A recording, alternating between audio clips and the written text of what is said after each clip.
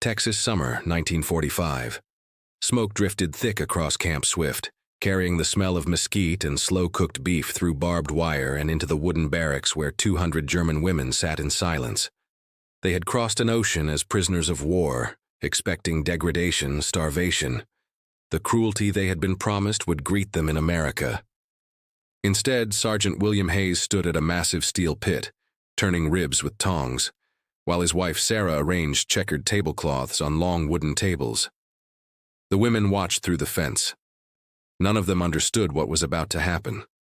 The heat that July afternoon pressed down like a hand. It shimmered off the dirt roads and wooden structures of Camp Swift, 30 miles east of Austin, distorting the horizon where oak trees stood like sentinels against an endless sky. The camp stretched across 8,000 acres of central Texas, and in the western corner, separated from the male POW compound by 2 miles of scrubland and triple-strand wire, stood the women's facility. Greta Zimmerman leaned against the barracks wall, her uniform still bearing the faded insignia of the Luftwaffe Auxiliary Corps. She was 23 years old. Her hands trembled slightly as she watched the Americans prepare something beyond the fence. In the open field between the guard towers and the mess hall, tables, cloth, a metal contraption she did not recognize, billowing smoke. She had been told Americans were wasteful, cruel, that they would treat prisoners as the propaganda films had shown, with chains and beatings and systematic humiliation. In the 6 weeks since their ship had docked in New Orleans, then the train ride through Louisiana and into Texas, she had seen none of this. The confusion was worse than hatred would have been. Beside her, Anna Becker squinted at the scene. Anna was older, 37, a radio operator from Hamburg whose husband had died at Stalingrad.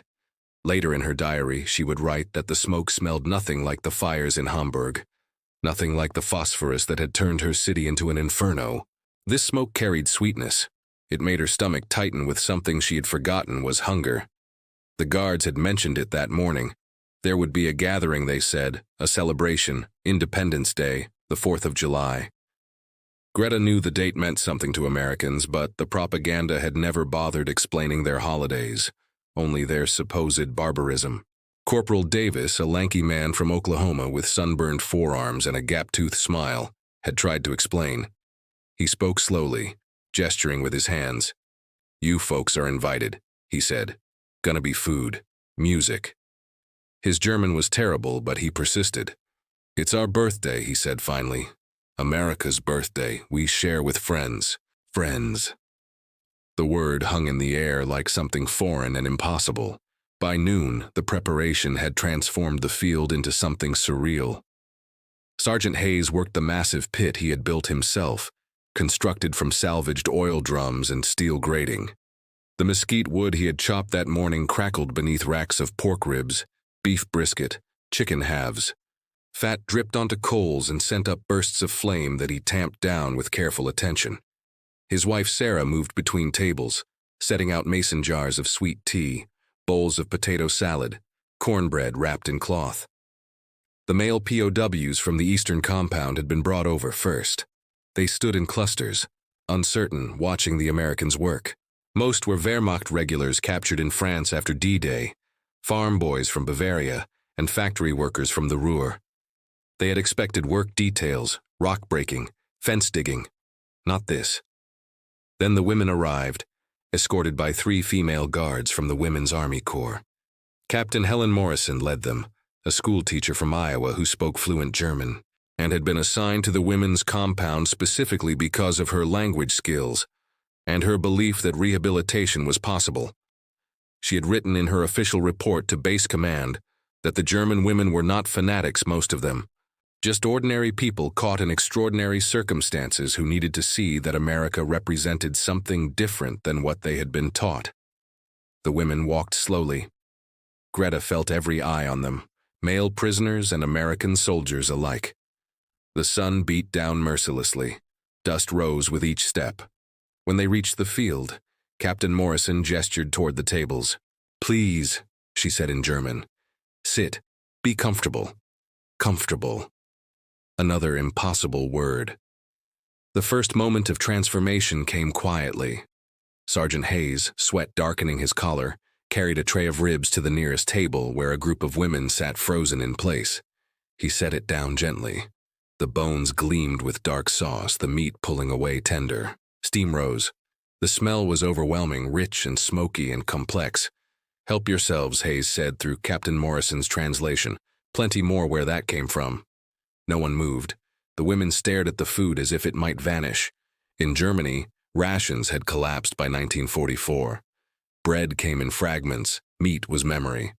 Greta had not tasted pork in 18 months. She had watched children in Berlin fight over potato peels. The cognitive dissonance of abundance, here in a prison camp, while her country starved, created a paralysis she could not name. Anna reached out first. Her hand shook as she picked up a rib. She brought it to her mouth, bit down tentatively, and her eyes closed. Tears carved lines through the dust on her face before she could stop them. The meat dissolved on her tongue, tender and sweet and smoky all at once. She could not speak. She could only chew slowly, swallowing each bite as if it were sacred. The dam broke. Other women reached forward. Within moments, the table erupted in quiet eating, the sound of teeth on bone, fingers sticky with sauce. No one spoke. Speech would have required acknowledging what this meant, and that was too vast to voice. Greta took a rib. The first bite sent shock through her system. Her body, starved for so long, recognized fat and protein and flavor in a way that transcended politics or propaganda. This was sustenance as she had forgotten it could exist. She ate slowly, methodically, her eyes fixed on the table as if she might wake up and find it gone. Sergeant Hayes watched from the pit. He was 41 years old, born on a ranch outside Abilene, raised on beef and mesquite smoke, and the belief that food was how you showed care. His son was fighting in the Pacific. His daughter worked in a munitions factory in Fort Worth. He understood that these women were the enemy, technically, officially. But looking at them now, hollow-eyed and skeletal, eating ribs like starving people, he felt something shift in his chest. Sarah joined him, wiping her hands on her apron. "They needed this," she said quietly. Hayes nodded. He had been feeding German POWs since the camp opened in 1943, male prisoners mostly, watching them slowly transform from hostile to bewildered to grateful. This was different. The women carried something darker, a resignation that the men did not have. They expected nothing, which made every kindness a wound. By mid-afternoon, the field had transformed again. The initial silence gave way to tentative conversation. The male prisoners began serving food to the women, awkward and formal. American soldiers moved between tables, refilling glasses of sweet tea, carrying platters of chicken and brisket. Someone brought out a guitar. Corporal Davis, who had learned 3 chords from his grandfather, began playing a simple melody. The music stopped time. It was not the martial anthems the women knew, not the propaganda songs that had saturated German radio. This was something else. A folk tune, slow and mournful, about home and distance and longing. Several of the male prisoners began singing, first in English, then shifting to German words they knew fit the melody. The women listened. Some closed their eyes. Others wept openly now, past the point of hiding it. Greta sat very still. The rib bones lay clean on her plate. Her stomach, stretched with food for the first time in months, felt alien and painful and good. She watched an American soldier, not much older than her brother who had died at Kursk, laugh with a German prisoner about something trivial, gestures bridging the language gap. She watched Captain Morrison sit with Anna, speaking in quiet German about nothing consequential, just conversation for its own sake. Later historians would note that the POW camps in Texas represented a unique chapter in wartime policy. The Geneva Convention required adequate food and treatment, but the American approach, particularly in the Southwest, went further. The abundance of America, even in wartime, created a psychological weapon more effective than any propaganda could have been, to show the enemy not cruelty but generosity, not deprivation but plenty, was to undermine the fundamental narrative they had been taught about Western decadence and inevitable Axis victory. But in that moment, on that field, under that merciless Texas sun, None of the women thought about policy or history. They thought about the food, the impossible kindness of it, and the way their world had quietly rearranged itself without permission.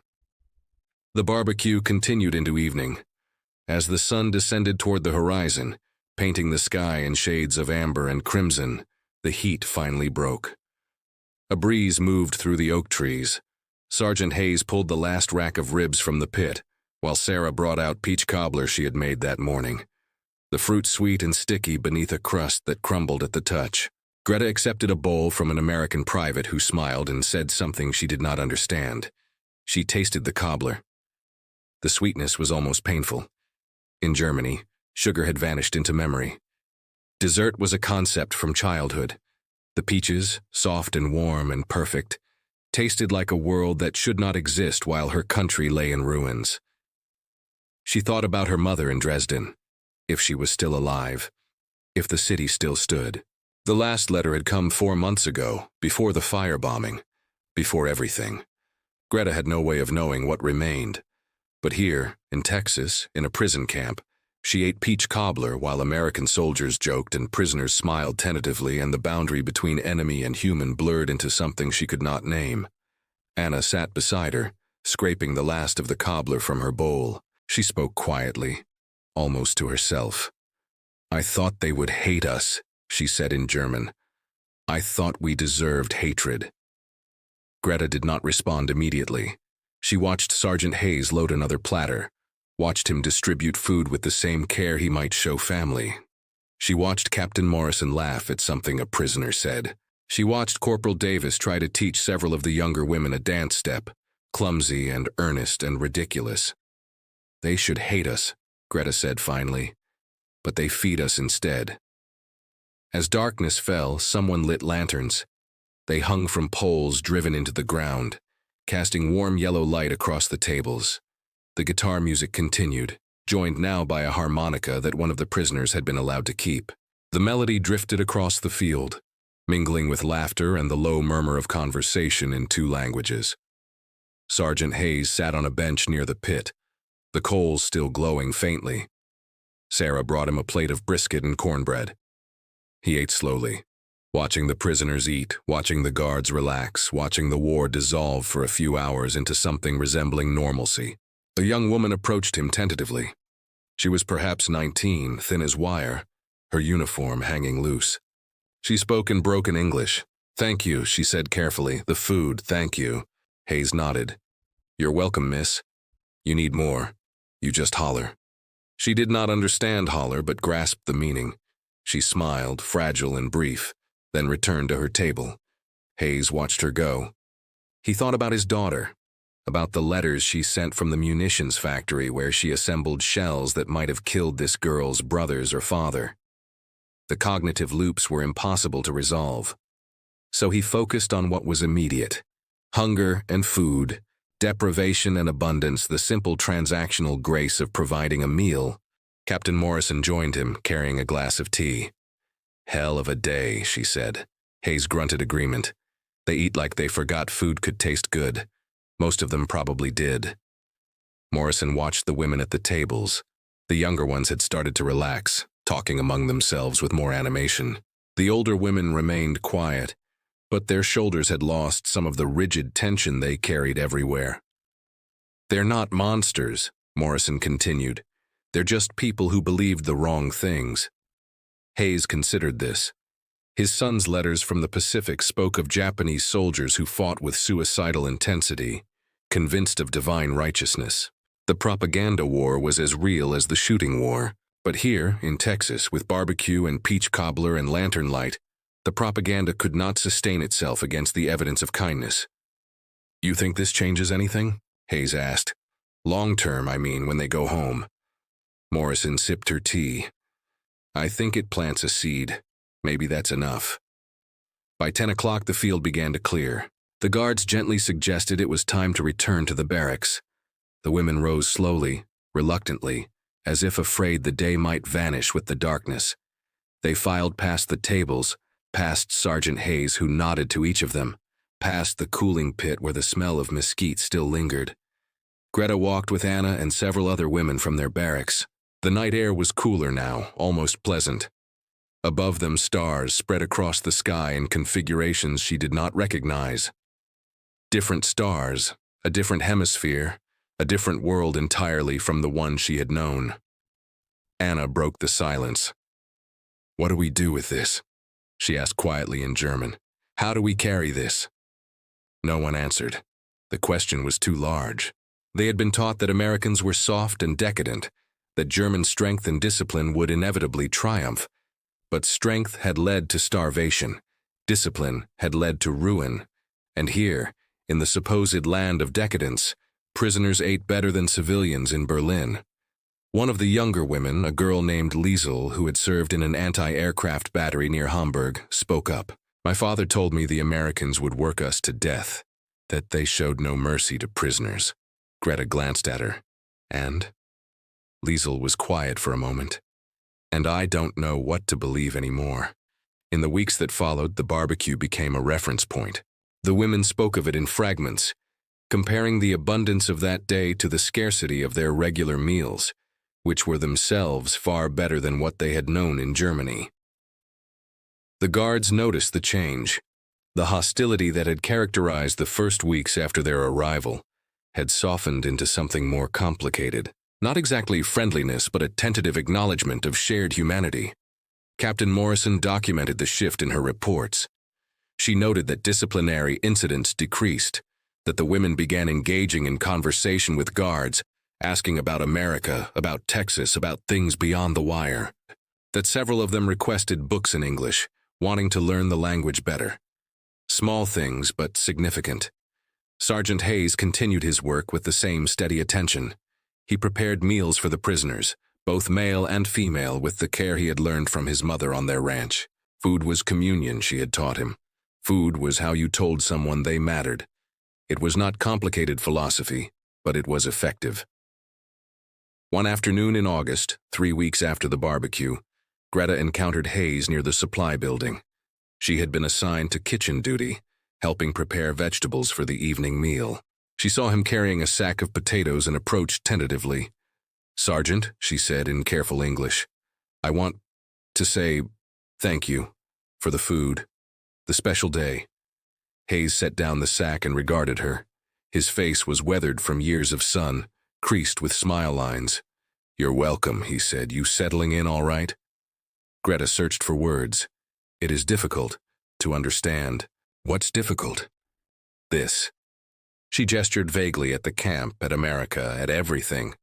"We are prisoners, but you are kind. In Germany, prisoners are not." Her English failed her. She switched to German, frustrated.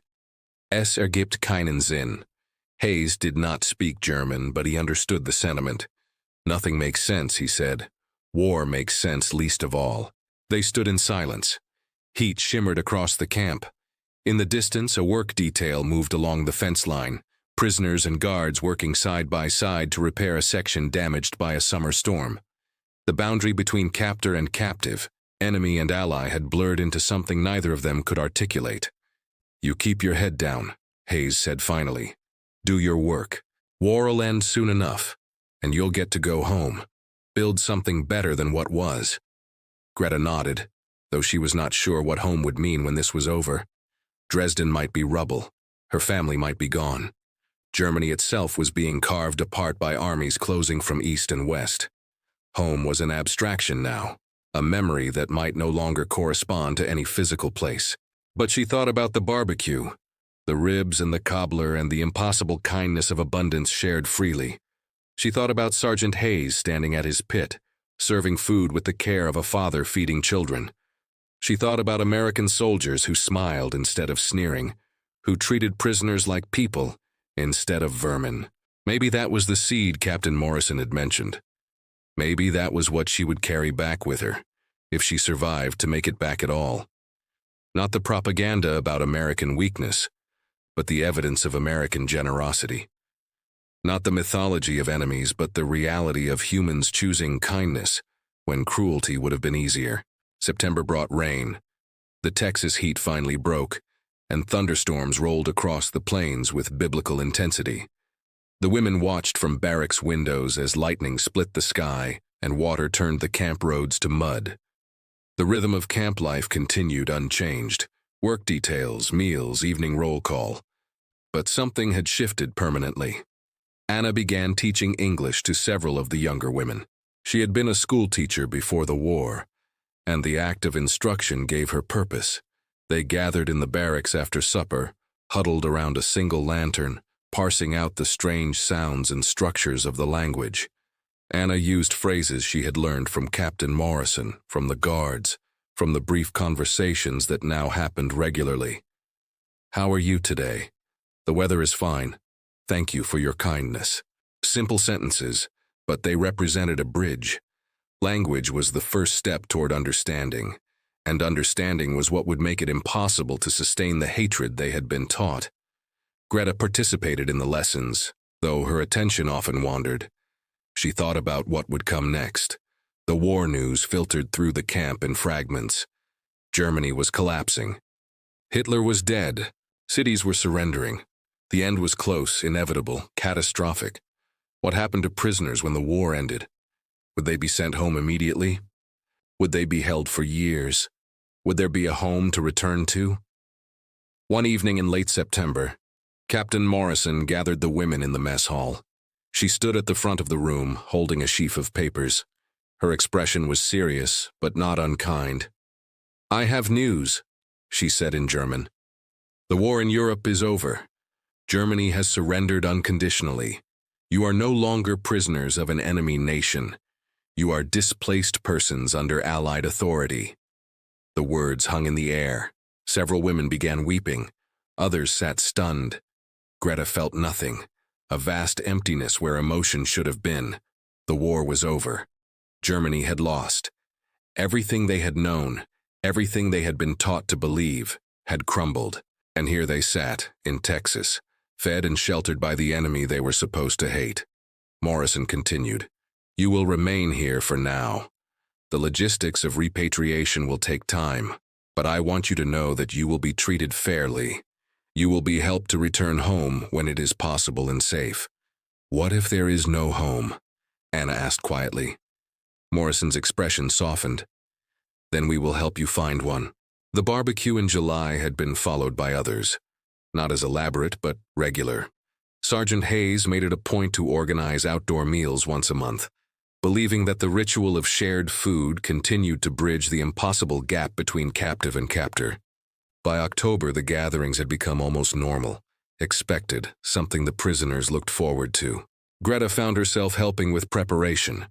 She learned to season meat the way Hayes taught her, to judge the heat of coals by holding her hand above them, to turn ribs at the right moment so the sauce caramelized without burning. The work was meditative, purposeful. It gave her hands something to do while her mind struggled with larger questions that had no answers. Hayes taught her without comment on the strangeness of the situation. A German prisoner learning to cook American barbecue while her country lay in ruins. But nothing about this war made sense anymore, so they focused on what was immediate: temperature and timing and the alchemy of smoke and meat. "You got a feel for it," Hayes told her one afternoon as she monitored a rack of ribs. "That's good. Food's about attention. You pay attention to what you're cooking, it'll turn out right." Greta nodded. She watched the smoke curl up from the pit. In Germany, smoke had meant death, factories and crematoriums and bombed cities. Here it meant sustenance. The same element transformed by intent and context. Perhaps people were like that too. Perhaps they could be one thing in one place, another thing elsewhere, depending on circumstances beyond their control. Hayes studied her. "You thinking about home?" "Always." "What will you do when you get back?" Greta turned the ribs carefully. "I don't know if there is anything to get back to. Dresden was bombed, completely destroyed. My family. I don't know." Hayes was quiet. He had seen the reports, heard the stories. The devastation in Germany was total. Cities reduced to rubble, infrastructure obliterated, millions dead or displaced. The prisoners would return to a nation that no longer existed in any recognizable form. "You'll rebuild," he said finally. "That's what people do. They rebuild." Greta wanted to believe him. But the scale of destruction felt beyond any possibility of repair. Germany had started the war, had committed atrocities she was only beginning to understand now that the propaganda had been stripped away. The guilt was collective and permanent. How did a nation rebuild after that? She thought about the barbecue, that first one in July, the impossible abundance of it, the kindness that defied logic. Maybe that was the answer. Maybe rebuilding started with small acts of generosity that slowly accumulated into something larger. Maybe the way forward was not through grand gestures, but through the daily practice of feeding each other, teaching each other, choosing humanity over hatred, one interaction at a time. The ribs were ready. Greta and Hayes lifted them from the pit and carried them to the tables where the other prisoners waited. The ritual played out as it had before. Food shared, barriers dissolved, the war made temporarily irrelevant by the communion of a meal. By December, the camp was preparing to close. The war was over. The prisoners would be repatriated beginning in January, processed through embarkation points, and sent home aboard ships that would reverse the journey they had made as captives. The women packed their few belongings, wrote final letters, waited with a mixture of anxiety and resignation. On the last day of December, Sergeant Hayes organized one final barbecue. The weather had turned cold by Texas standards, the temperature dropping into the 40s, but he built the fire large and hot. The smell of mesquite and roasting meat filled the winter air. The women gathered, bundled in the coats the Americans had provided, watching Hayes work the pit with the same steady attention he had shown all year. Greta stood near the fire, warming her hands. She thought about the first barbecue, that blazing July afternoon when nothing made sense and the food had tasted like a dream. Now, 6 months later, she understood that the confusion had been the point. To be shown kindness when expecting cruelty, to be fed when expecting starvation, had cracked open something in her that propaganda could never have touched. Captain Morrison approached her, carrying 2 mugs of coffee. She handed one to Greta. "Going to miss this place?" she asked in German. Greta considered the question.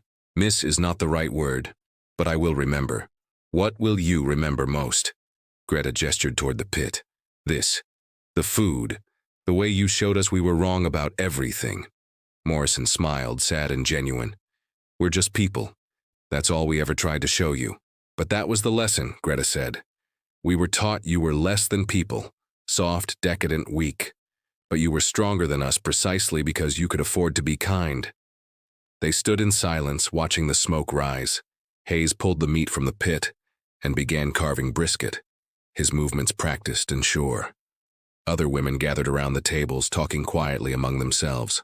The male prisoners from the adjacent compound arrived, escorted by guards who no longer bothered with weapons. Everyone knew no one was running. There was nowhere to run to, and nothing to run from. The food was distributed. Greta took a plate of brisket and cornbread, and found a seat beside Anna. They ate slowly, savoring the meal not just for the taste, but for the symbolism of it. The last supper before exile, before the journey home to a country that no longer existed as they had known it. Anna spoke quietly. "What will you tell people? About this place?" Greta thought about the question. The truth would sound absurd, that American soldiers had been kind, that they had been fed better as prisoners than as citizens, that the enemy had shown them more humanity than their own government ever had. No one would believe it. Or if they believed it, they would call her a traitor for speaking it. "I will tell them we survived," Greta said finally. "That is enough." But Anna pressed. "You won't tell them about the barbecues? About Sergeant Hayes? About everything here?" Greta looked at her friend. Anna's face had filled out over the months. The hollow-eyed desperation of July had been replaced by something more solid, more present. The food had literally rebuilt her. They had all been rebuilt, physically and psychologically, by the simple act of being fed well and treated fairly. "I will tell them in my own way," Greta said. "Maybe not in words, but in how I live, in what I teach my children if I have children. That the enemy can be kind, that propaganda is lies, that people are just people, everywhere, trying to survive." The final barbecue lasted into the evening. As darkness fell and lanterns were lit, someone brought out a guitar. The music started as it always did, tentative and simple. Then voices joined, first German, then English, the languages mingling in songs about home and longing, and the hope for something better beyond the horizon. Sergeant Hayes sat with his wife Sarah, watching the prisoners eat and sing. His work was almost done. In a few days, they would all be gone, sent home to rebuild or start over or simply survive in whatever way they could. He would return to his ranch, to his life before the war. But something had changed in him too. Feeding the enemy had taught him that enemy was just a word, not a fixed reality. Under different circumstances, any of these women could have been his neighbors, his friends, his family. Sarah squeezed his hand. "You did a good thing here," she said quietly. Hayes shrugged. "Just fed people, that's all." "No. You showed them something they needed to see, that we're not what they were told, that maybe the whole war was based on lies." Hayes considered this. The war had been based on many things: territorial ambition, resource scarcity, ideological fanaticism, historical grievances too complex to untangle. But at the root of it all was dehumanization, the ability to see the other side as less than human, and therefore expendable. The barbecues had been a small act of rehumanization, not a solution to anything, but a gesture toward the possibility that people could choose differently. Greta approached them, her plate empty. She spoke in her careful English. "Thank you. For everything, we will not forget." Hayes stood and shook her hand. "You take care of yourself. Build something good." Greta nodded. She returned to the tables where the other women gathered for the last time as a collective, as prisoners about to become free citizens again, as enemies about to become something else entirely. The music continued. The fire burned down to coals. The Texas sky spread above them, stars emerging in the cold December darkness. And for one more night, the war was held at bay by the simple grace of shared food and human kindness offered without condition or expectation of return. In January 1946, the women of Camp Swift boarded trains that would take them to embarkation points along the coast. From there, ships would carry them back across the Atlantic to a Germany that existed now only in occupation zones and ruins. Many would never make it home. Some would find their families dead, their cities destroyed beyond recognition. Others would start over in new places, building new lives from the fragments of the old. But they would all carry the memory of Texas, of heat and dust and endless sky, of Sergeant William Hayes standing at his pit, serving food with quiet dignity, of Captain Helen Morrison speaking German and treating them like people worth listening to, of barbecue that tasted like a world they had been told did not exist, where the enemy could afford to be kind because they had won not just the war, but the deeper battle for what kind of world would come after. Greta Zimmermann would eventually settle in Munich. She would marry a printer, have 3 children, and live to see Germany rebuilt into something prosperous and democratic. In her later years, when her grandchildren asked about the war, she would tell them about Texas, about the American sergeant who taught her to cook ribs, about the impossible kindness of abundance shared freely, about the day she learned that everything she had been taught was a lie, and that truth could taste like mesquite smoke and tender meat dissolving on the tongue. The barbecue had been just a meal, but it had also been a weapon, more effective than any bomb or bullet, because it had defeated the hatred in their hearts not through force, but through the simple, undeniable evidence that the enemy was human too. And in the end, that was perhaps the only victory that mattered. The only one that could build a peace worth having. The smoke from those July fires has long since dissipated, but the memory remains, passed down through generations, a testament to the small acts of grace that can crack open even the most rigid ideologies. A reminder that sometimes the most powerful thing we can do for our enemies is feed them well and let them discover for themselves that we are not who they were told we would be.